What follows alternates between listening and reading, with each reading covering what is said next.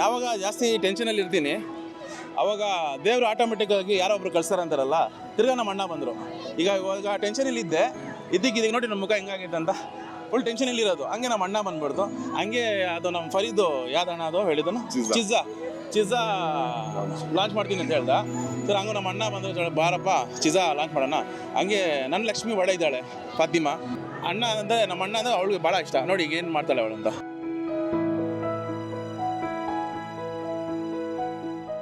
Actually ನಮ್ಮ family ಈ ಥರ.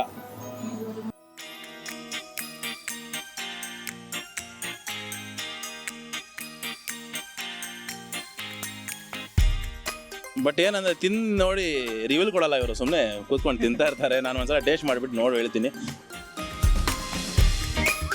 ಮಸಾಲ ತುಂಬ ಚೆನ್ನಾಗೈತೆ, ಒಳ್ಳೆ ಟೇಸ್ಟ್ ಐತೆ. ಇಬ್ಬರು ತಿನ್ಬೋದಲ್ಲ ಇದು?